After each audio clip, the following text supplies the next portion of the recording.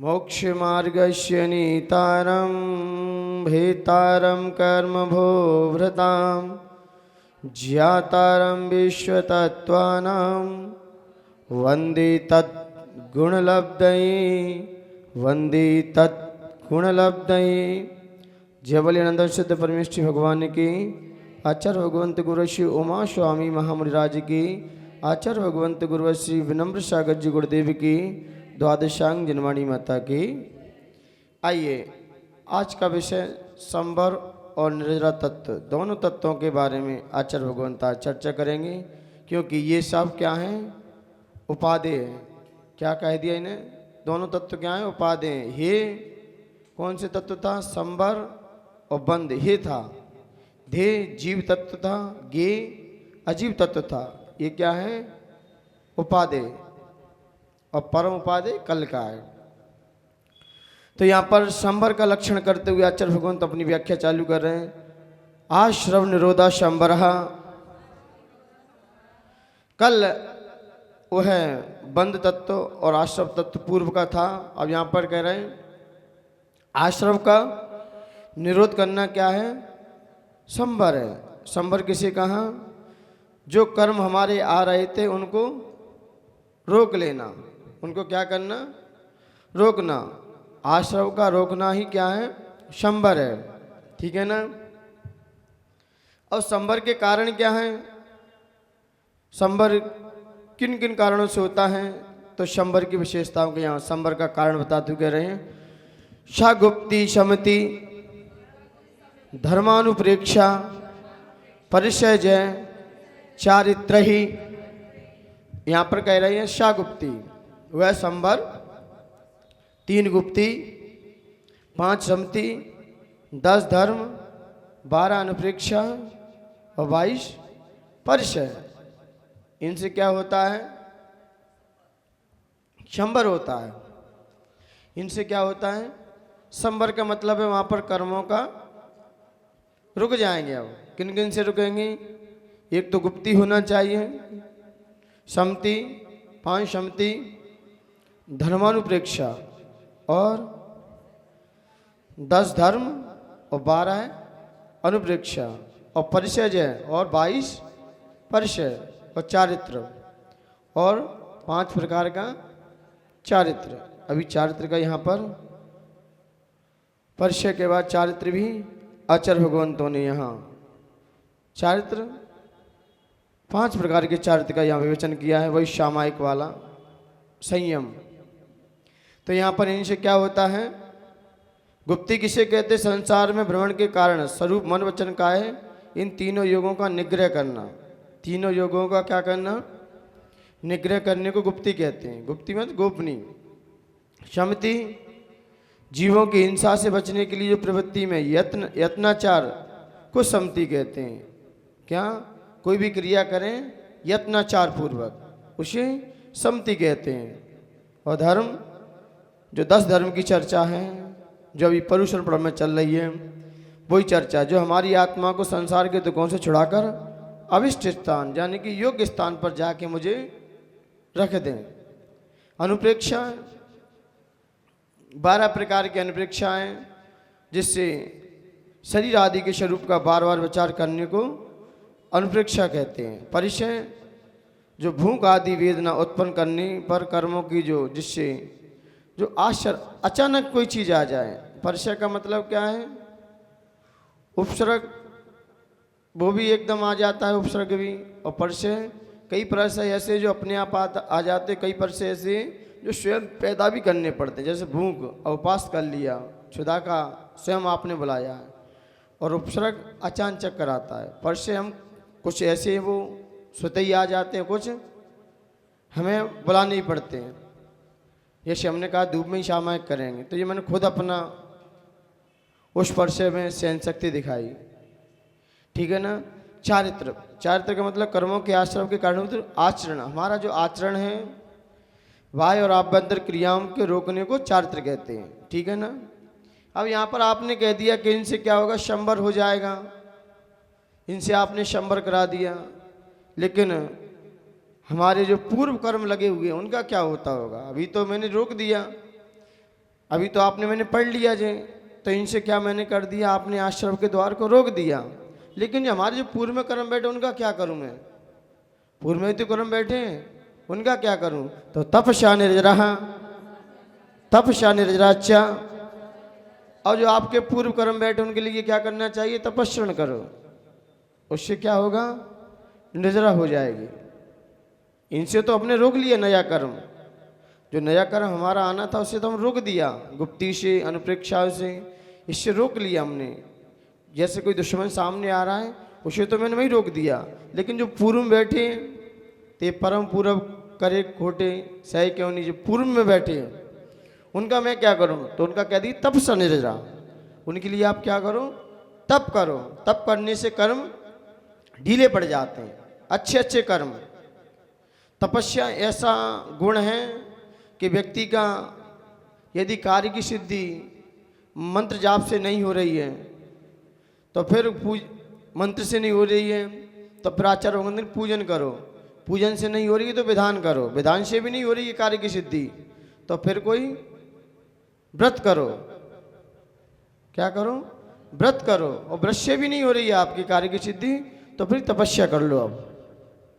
अब तप से ऊपर कोई चीज नहीं है, क्योंकि तप में अच्छी अच्छी चीज पक जाती है। अग्नि के माध्यम से आप बर्तन को भी अग्नि पर चढ़ा दो, शुद्ध हो गए। प्राशुक जमीन भी है, धूप निकलती है अपने आप प्राशुक हो जाती है। जमीन भी है ना, मुनराज लोग चलते हैं जब धूप की जैसे सूर्य आती है फिर अपना विचरण चालू कर देते हैं, क्योंकि ये भूमि भी सूर्य की तपन से प्राशुक हो जाती है। तो ऐसे ही हमारे अंदर के जो कर्म हैं वो भी तप से क्या हो जाते हैं? निर्जीर्ण हो जाते हैं, निर्जरा हो जाती है। तो इनसे क्या कह दिया? निर्जरा संवर का कारण, यानी कि तप से क्या होती है? तप से निर्जरा भी होती है और संवर भी होता है। निर्जरा भी होगी और संवर भी होगा। लेकिन हमारे पूर्व कर्म की पहले तो मैंने रोक दिया इनसे, अब कह रहे हैं जो आपने संवर के कारण बताए, तो गुप्ती कितनी होती है, शमति कितनी होती हैं और धर्म कितने होते हैं, अनुप्रेक्षाएं कितनी हैं, क्या इनका यही भेद है? कुछ और भी भेद हैं? बोले नहीं, इनके और भी भेद हैं।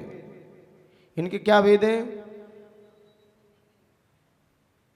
सम्यक योग निग्रह गुप्ति, सम्यक योग निग्रह गुप्ति।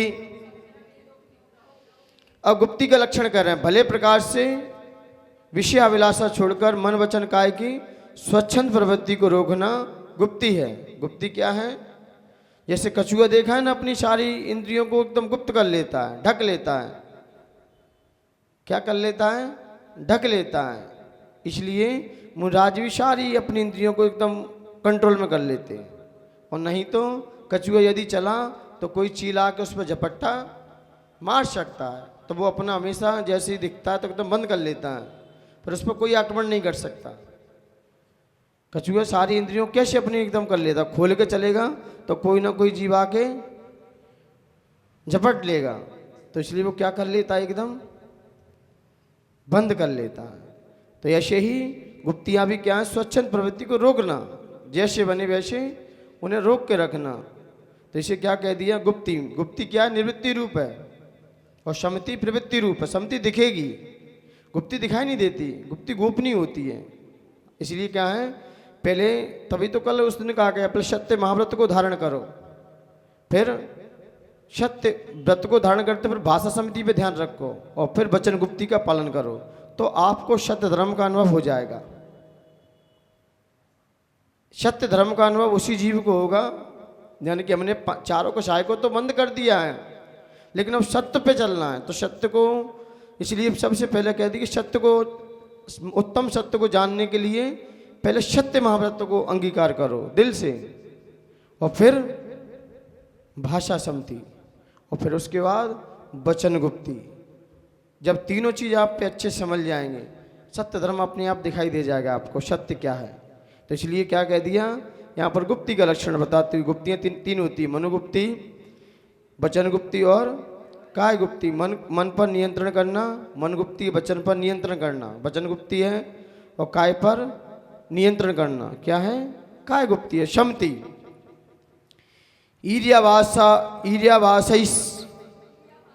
ईर्यावास स्नान निक्षोपसर्ग समित्या। तो यहाँ पर कह रहे हैं समितियाँ कितनी होती हैं? 5 होती। कौन सी? ईर्या समिति, वासा समिति, ईष्ण समिति, आधा निक्षेपण समिति और प्रतिष्ठापन समिति। तो ईर्या समिति का मतलब है क्या है? ईर्या समिति गमन करते हुए 4 हाथ जमीन देख के चलना। 4 हाथ का मतलब है आपका उद्देश्य क्या है, आपका अभिप्राय क्या है, क्यों, कहाँ जाना चाहते हो, कहाँ जाना चाहते हो। उद्देश्य शुद्धि, आपकी उद्देश्य की शुद्धि होना चाहिए। उसके बाद का मार्ग शुद्धि, मार्ग कैसा होना चाहिए?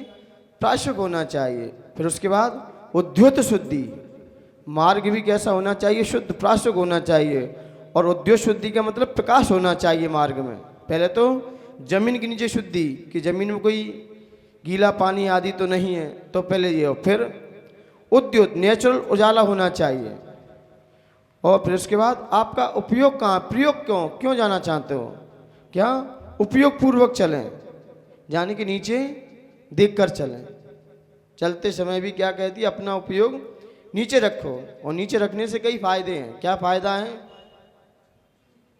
एक तो जीवों की रक्षा हो, दूसरी ठोकर लगने से बचे, और तीसरी किसी गिरी हुई चीज, किसी की भूली पड़ी हुई चीज जमीन पे दिख जाएगी जब नीचे देख के चलोगे। तो 3 फायदे हैं कि नहीं? तो मुख्य उद्देश्य हमारा जीवों की रक्षा का है, और ठोकर लगने से ही बचेगी।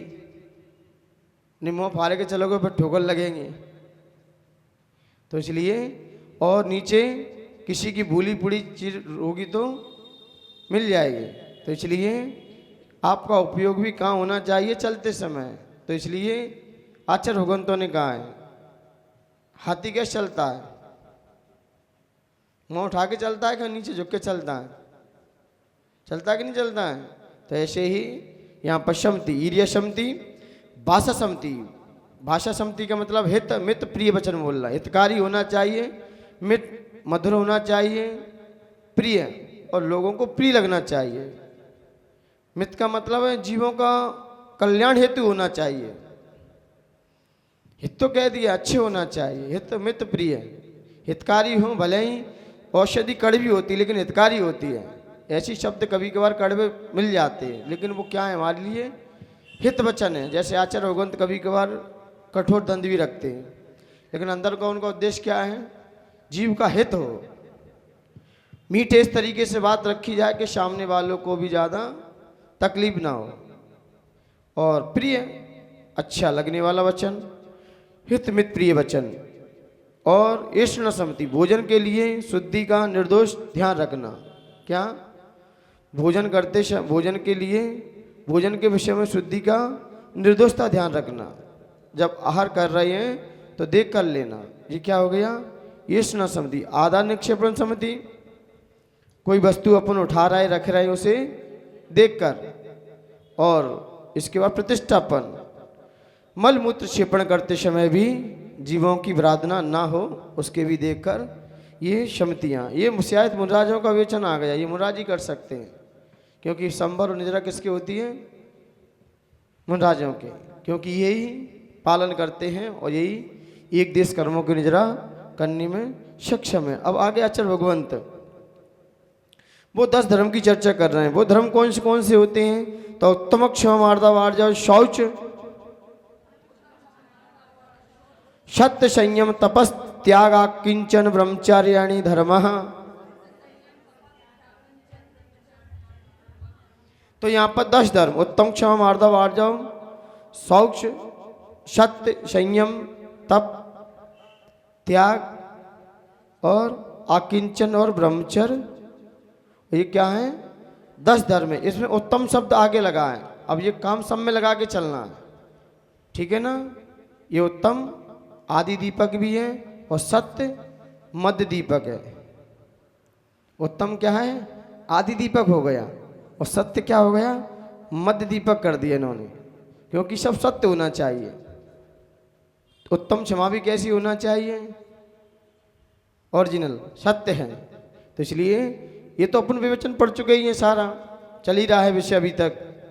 उत्तम क्षमा, क्रोध, क्रोध को कारण उपस्थित होने वाले, क्रोध को नहीं करना, मार्दव, उत्तम कुल विद्या आदि का गर्व नहीं करना, मान नहीं करना, मायाचारी नहीं करना, उत्तम शौच, लोभ का त्याग, आत्मा की जिससे पवित्रता बनी रहे, और उत्तम सत्य, राग द्वेष पूर्वक असत्य वचन बोलने का त्याग, उत्तम संयम, इंद्रियों और मन को वश में करना, क्या, और 6 काय के जीवों की रक्षा करना, उत्तम तप, बाह्य और आभ्यंतर तप करना, 12 प्रकार का 6 बाह्य और 6 अंतरंग, और उत्तम त्याग, कीर्ति का प्रत्युपकार की वांछा के बिना 4 प्रकार का दान देना, दान देना भी है, और कीर्ति प्रत्युपकार वांछा के बिना, यानी कि अपनी उसमें कोई वांछा नहीं होना चाहिए। आकिंचन, पद पदार्थों से महत्व को, परिणामों का त्याग करना, हल्का पर लेना,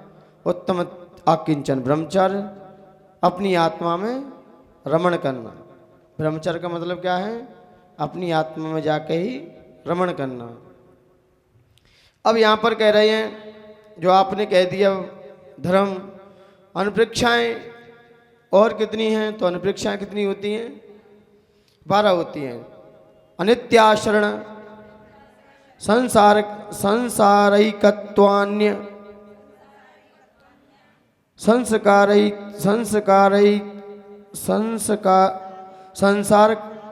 अनित्याशरण संसारैकत्वान्यत्वानुसूच्यः, संवर आश्रव संवर निजरः, लोक बोधि दुर्लभ, धर्मस्वख्या, तत्वानु चिंतन मनुप्रेक्षा। तो यहाँ पर क्या कह दिया? ये अनुप्रेक्षा कितनी होती है? अनित्याशरण, यानी कि अनित्य और अशरण। अनित्य अनुप्रेक्षा क्या है? संसार के समस्त पदार्थ किसके समान है? इंद्रधनुष के समान, पानी के बुलबुले के समान। जीवन है पानी की बूंद, उसके समान ये सभी जो पदार्थ हमें दिखाई दे रहे हैं सब इंद्रधनुष के समान हैं, सब अनित्य है। जितनी पर्याय हैं, पर्याय की अपेक्षा से सब अनित्य है। ठीक, अशरण, इस वन में हमारा कोई शरण नहीं है। पंच परमेष्टि के छोड़ के दुनिया में कोई शरण नहीं है। और संसार अपेक्षा इस चारागति रूप संसार में भ्रमण करता हुआ जीव ना जाने किस किस को क्या क्या मानता हुआ आया, कहीं पुत्र, कहीं पिता, कहीं स्वामी, कहीं दास आदि रूप होता हुआ हो जाता है। और तो क्या अपना पुत्र हो जाता है इत्यादि के दुख स्वरूप विचार करना। संसार अपेक्षा, ये संसार कैसा है? कहते संसार कैसा है? संसार तो झूठा है, और फिर भी हम झूठे में जी रहे हैं। अब कहाँ जाएं? तो इसलिए इस संसार की दशा को चतुर्गति भ्रमण रूप ये संसार है। एकत्व अनपेक्षा, जन्म जरा मरण रोग आदि के दुख के प्रत्येक प्राणी अकेला ही भोगता है। इन सारे दुखों को अकेला ही भोगता है।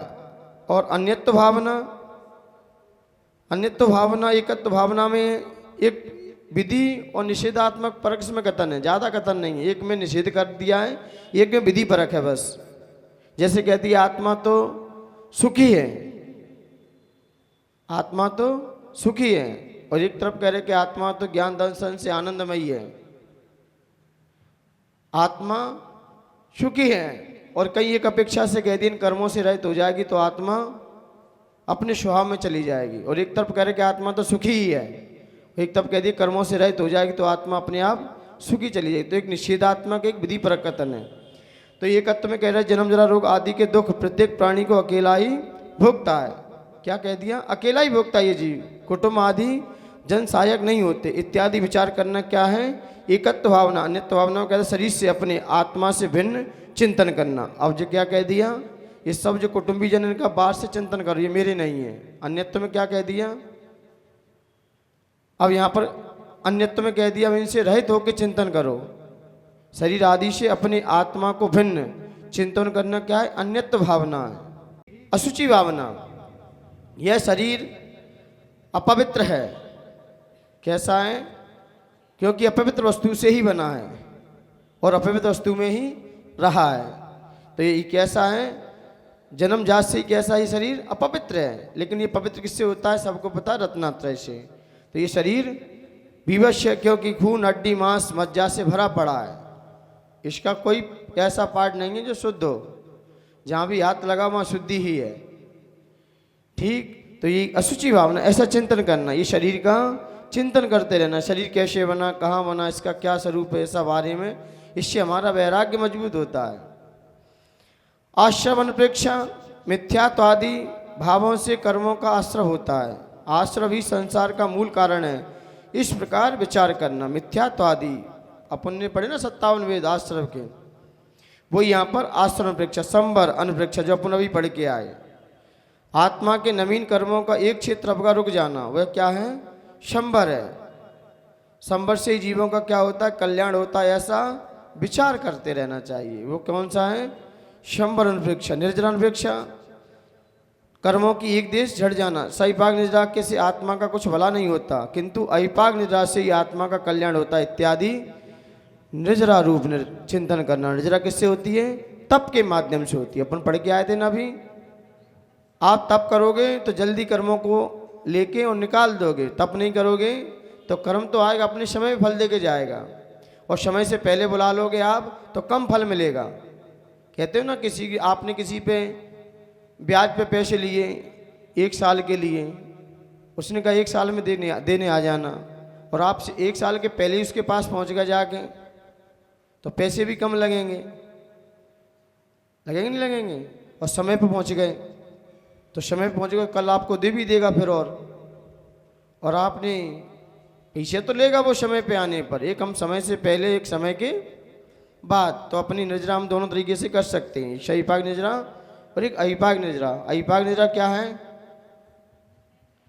समय से पहले कर्मों को झड़ा देना, तप त्याग संयम के माध्यम से। और सहिपाक निर्जरा समय पर आएगा, कर्मों का उदय सत्ता में बैठा जब आएगा और फल दे के चला जाएगा, और समय से पहले हम निकाल देंगे, वो अच्छा रहता है। अब कह रहे हैं बोधि दुर्लभ अपेक्षा, रत्नात्रय रूप बोधि का प्राप्त होना अत्यंत कठिन है, इस प्रकार विचार करना। वह क्या है, बोधि दुर्लभ।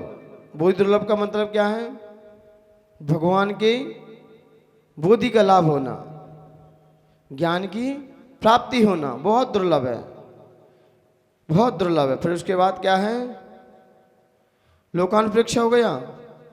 लोकानुप्रेक्षा का मतलब है अनंत लोकाकाश में के ठीक बीच में रहने वाला 14 राजू प्रमाण लोक के आकार का चिंतन करना। लोक, ये कितना लोक है, 14 राजू है। मैं कहाँ पर विराजमान हूँ, मैं कौन हूँ, जीव और कहाँ कहाँ कैसे कैसे रहते हैं, पूरे लोक का आत्म कल्याण हेतु रहती हैं, और इच्छाएं भोगों संबंधी रहती। इसलिए लोकानुप्रेक्षा का हमें चिंतन करते रहना चाहिए कि लोक में जीव कहाँ कहाँ रहते, कैसे कैसे रहते, क्या करते, क्या वहाँ पर वेदन है, कितने वहाँ पर परिणाम बनते, क्या भाव है उनका, कितने कर्मों का आश्रव जारी है, कैसे कैसे कर्म बंद हो रहे हैं, इन सारे लोगों का हमें यहाँ पर परोक्ष रूप से चिंतन करते रहना चाहिए, ताकि हमें लोक के बारे में ज्ञान हो सके, लोक के बारे में जान सकें, लोक है क्या चीज़। यदि लोक के बारे में नहीं जाना तो फिर संसार के बारे में जान लो। बात को जानना तो पड़ेगा, मन ऐसा नहीं कि फ्री बैठा ले तुम्हें, मन कहीं ना कहीं तो ले जाएगा तुम्हें, या तो तुम्हें पटकेगा या तुम उसे पटक दो, नहीं वो तुम्हें पटकेगा फिर अच्छे से। कहते ना घोड़सवार वाला कितना मजबूत रहता है, घोड़े पर कमांड कस रखा रहा तो घोड़ा उसके बस में रहेगा, और घोड़े पे नेक भी चूका तो घोड़ा उसे ही पटकता है फिर अच्छे से। तो ऐसी मन हमारा घोड़े के समान है, बहुत तेज दौड़ता है। यदि इसी को हमने पटक दिया, इस पे हम काबू रहे तो कहीं नहीं हिल सकता। फिर हमें लगाम अपने हाथ में लेना चाहिए, कि लगाम घोड़े के हाथ में चली गई वो कहीं भी पटक देगा उठा के तुम्हें। तो इसलिए मन घोड़े के समान, इसलिए मन को, इसलिए पहले सूत्र में कई बार कह दिया है कि मन को हमेशा अपने ज्ञान में लगा के रखो।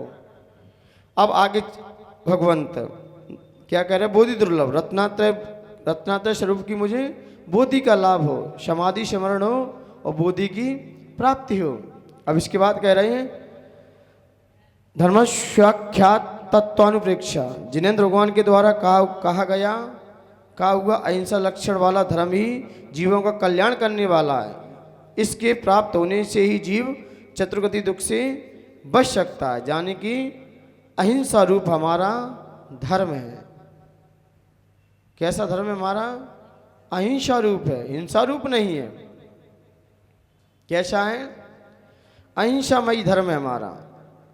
जितना हम हमारी जीवों का बचाव हो सके उतना कीजिए, ठीक है ना। ये हमारा इन अनुप्रेक्षाओं का चिंतन करने वाला जीव उत्तम समाधि को पालता हुआ और परसयों को जीतता हुआ, इसका वर्णन यहाँ पर आगे चल के अब परसयों का विषय कहेंगे। इनसे भी चिंतन करने से हमारा वैराग्य मजबूत होता है। वैराग्य तो ले लिया, लेकिन अब ये परसय आपके ऊपर आ सकते हैं। कौन कौन से परसय हैं? परसय को जीतने से भी बहुत सारे कर्मों की निद्रा होती है। मार्गवच्चवन निर्जार्थम परिशोढव्य परिशः। तो मार्गवच्चवन संवर के मार्ग में च्युतना होने के लिए तथा कर्मों की निद्रा के लिए परसयों को क्या करना चाहिए? सहन करना चाहिए। परिशः, परिशय को क्या करना चाहिए? सहन करना चाहिए। चारों तरफ से आ सकते, परि का मतलब ही चारों तरफ से, चारों तरफ से कोई भी उपसर्ग आ सकता है, तो आप उनमें अलर्ट रहिए हमेशा। कोई भी कुछ भी आ सकता है। बोले परिचय के भेद कौन कौन से परिचय जीवन में आ सकते हैं? तो कह रहे हैं क्षुत पिपाशा, शीतोष्ण, धंस मशक, नान्यारति, नाग्न्यारति, स्त्री, चर्या, निषद्याशय्या, क्रोश, वध, याचना, याचनालाभ, रोग, तृण स्पर्श, मल सत्कार, पुरस्कार, पुरस्कारप, प्रज्ञा ज्ञान, अदर्शनानि। तो यहाँ पर क्या कह रहे हैं? कितने परिचय होते हैं? टोटल 22 परिचय होते हैं। कौन कौन से? क्षुधा परिचय क्या है? दुख शांत करने के लिए क्षुधा सहन करना। अब भूख को शांत करने के लिए अब उपास आदि हो गया तो क्या होता है कि नहीं होता है? परिचय आता कि नहीं आता ये वाला? कभी कभार भोजन ही नहीं बनने आज घर में और सब लोग भूखे बढ़ डरे। अब कौन सा परिचय सहन कर रहे? कौन सा? क्षुधा। तृष्णा, प्यास के दुख को शांत भाव से सह लेना, परिचय। ये कौन सा है? तृष्णा, प्यास के दुख के शांत। अब क्या करें? प्यास लग रही, पानी है नहीं, उपास तो कर लिया, अब गर्मी का महीना है, अंतराय आ गया, गला चटक रहा है, अब क्या करें? सहन करो। क्योंकि कौन सा परिचय है? तृषा, शीत, ठंडी लग रही है, सर्दी, सहन करो। अब क्या करोगे? ब्याह होता ना कभी के बाद, सुबह सुबह जल्दी चलना पड़ता है, और आप लोग और संत लोग कहाँ चलते फिर? खुले आकाश में। कौन सा परिचय? शीत। उष्ण परिचय, गर्मी। अभी रास्ते में चल रहा है कि नहीं? चतुर्मास के लिए जब प्रस्थान चल रहा है तो कितनी गर्मियों का सामना, तो उसको भी सहन करना है।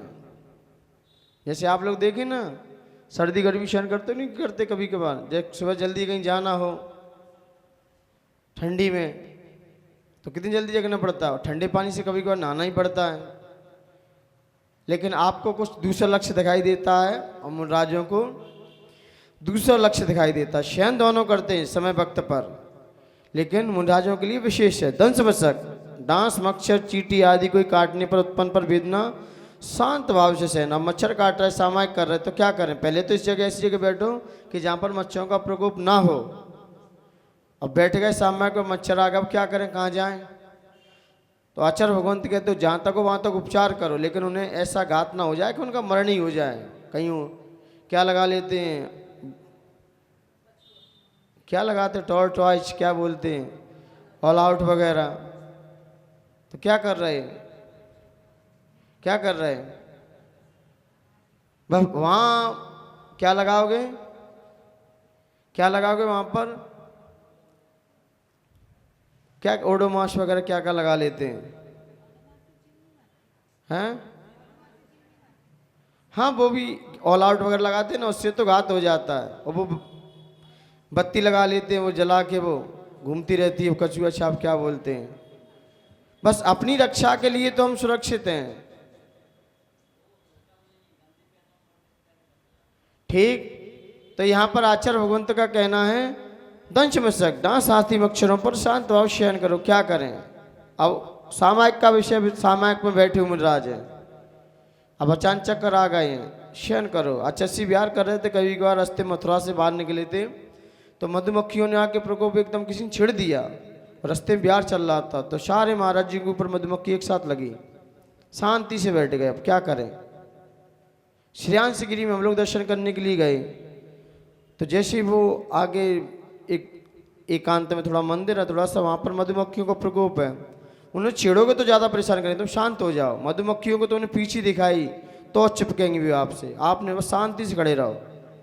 तो आचार्य श्री कायो शर्ग मुद्रा में खड़े हो गए और सब लोगों से कहती कुछ मत करो, कुछ मत करो, पीछे शांति से रख दो, बस कायो शर्ग मुद्रा में खड़े हो जाओ। कुछ भी किया और आ जाएंगे, फिर उनमें एकता है, एक आई 10 और आ जाएंगे फिर। तो हम लोगों ने भी यहाँ काटा, 2-3 जगह आचार्य को भी काटा था, मुझे भी काटा था, मुझे सर पे जाके काटा। अब क्या करें? उस समय आचार्य खड़े सामने। लास्ट बार श्रेयांश गिरी में गुरुदेव से मेरा मिलन हुआ है, बस वहीं दर्शन किए, वहीं से वो आचार्य उधर निकल गए, मैं इधर आ गया बस। तो आचार्य बताते थे शयन करो, आपका परिचय है, मत सताओ, आप अपने कष्ट सहन कर लो। जीव को नहीं, जैसे मच्छर काटे तो चट्ट कर दो आके, मच्छर बैठा हो आके जो निपटा दो, और फिर कहो मैं अहिंसा परमो धर्म की, उसका अनुकरण भी तो करो, थोड़ा सा सहन करो, कोई कुछ नहीं होगा। जितना सहन करोगे सहन शक्ति बढ़ेगी, और नहीं तो फिर कायर कहे जाओगे। तो यहाँ पर कह रहे हैं नग्न, तो नग्न रहते हुए भी मन में किसी प्रकार की विकार का नहीं होना, ये नग्न परिचय भी होता है। अरिता परिचय अरति, अरति के कारण उपस्थिति होने पर संयम में अरति, यानी कि अप्रति नहीं होना। अब संयम ले लिया, अब रति कर रहे, खेद खेलने बैठ गए, क्या करेंगे? व्रत तो ले लिया, अब अरति कर रहे हैं, इससे तो वो रहते तो अच्छे से रहते। तो अरति भी हो सकती है, अपने संयम से क्या हो सकती है? आपको अप्रीति भी हो सकती है, लेकिन ऐसा नहीं होना चाहिए, क्योंकि अरिता परिचय, क्योंकि आता विषय इतने साल हो गए संयम लिए, कुछ हो तो नहीं रहा है, नहीं कुछ होने के लिए धनु लिया है। जब होगा आप अपनी क्रियाओं पे ध्यान रखो, आप मूल गुणों पे ध्यान रखो, जब जैसा होगा वो हो जाएगा। जब 12 साल तक वो रहे, कौन से मुनिराज? अरे आता ना तुष्मात भिन्नम शिवभूति, अब वो ऐसे कर लेते तो चले जाते हैं। बताओ कितने साल हो गए, नमोकार मंत्र याद नहीं हो रहा था। तो अरति नहीं होना चाहिए, खुशी होना चाहिए संयम के प्रति। संयम, वैराग, व्रत नियम के लिए हमें खुशी होना चाहिए, इससे हमारी आत्मा पवित्र होती है। स्त्रीचर्या, स्त्रियों के हाव भाव प्रदर्शन आदि उपद्रवों को शांत भाव से सहन करना चाहिए। स्त्री के कोई हाव भाव से हैं तो शांत भाव से, अब क्या करें, सामने आ गए, अब कहाँ के फोड़ लें क्या? अब सामने स्त्रियाँ आ गई हैं, कई रूप लेके आ सकती हैं, क्योंकि चौथे काल में तो मुनिराजों के पास स्त्रियों का गमन कम होता था, क्योंकि वहाँ पर तो ऐसे दृश्य भी नहीं दिखाई जाते थे, वहाँ पर भी मान मर्यादा रहती थी। लेकिन आजकल तो मान मर्यादा ही हट गई है। अवश्य में मुनिराज क्या कर ले? मैं जानता हूँ पंचम के काल में मुनिराज तो भी धन्य है, चौथे काल के तो बेचारे ठीक है जंगल में रहते, लेकिन यहाँ तो पंचम काल में सामने ही खड़े हैं और कई दृश्य उनके सामने, और फिर भी अपने आप को, यही तो उनका मूल गुण में रहता है। तो इसलिए स्त्रीचर्या, स्त्रियों के हाव भाव देखकर आ सकती हैं सामने स्त्रियां अपने उपद्रव करने के लिए, डिगा सकती हैं। जब किनका आता, सुदर्शन सेठ को हिला दिया, आई कि नहीं आई? कई उदाहरण हैं। मुनिराज थे, वैश्या के यहाँ चतुर्मास करने के लिए भेज दिया। जो 4 वर्ण की स्थापना हुई ना, देवसेना नाम की तो वैश्या थी, तभी देवसंघ की स्थापना, सिंह संघ, देव संघ, नंदी संघ, और एक और संघ है, 4 प्रकार के संघ हैं। ये चारों जगह मुनिराज अलग अलग चतुर्मास करने के लिए गए थे। एक बैल के गुफा में गए तो नंदी संघ रख दिया। देवसेना नाम की वेश्या के यहाँ चतुर्मास के देवसेन संघ है, आज भी चल रहा है। और एक शेर की गुफा में करने गए तो सिंह संघ की स्थापना हुई। और एक संघ और इस प्रकार चतुर्मुख संघ की स्थापना वहीं हो गई थी उस समय। और चारों संघ आज मौजूद हैं, सिर्फ नंदी संघ बचा रह गया अधिकांश। सिंह संघ नहीं, बहादुर सिंह, देवसेन, ये नाम थे आचार्यों के, क्योंकि 4 प्रकार के संघ थे पहले मुनिराजों के चतुर्विध संघ मुनिराजों का यही है, यही संघ है मुनिराजों का। चतुर्विध संघी मुनिराजों का चतुर्विध संघ कौन सा है? तो इसी वाला।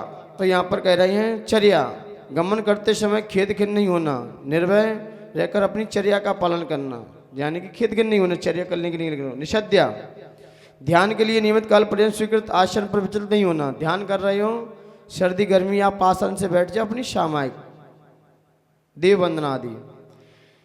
निषद्या मतलब निषद्या का हो गया, निषद्या आसन पर विचलित नहीं होना, एक करवट लेना या अपने जितना समय के लिए आप विश्राम कर रहे हो उतना। सैया, निषद्या ध्यान के लिए नियमित काल पर्यंत। और अब यार सैया, विषम कठोर ककरीले आदि स्थानों में एक करवट से निद्रा लेना।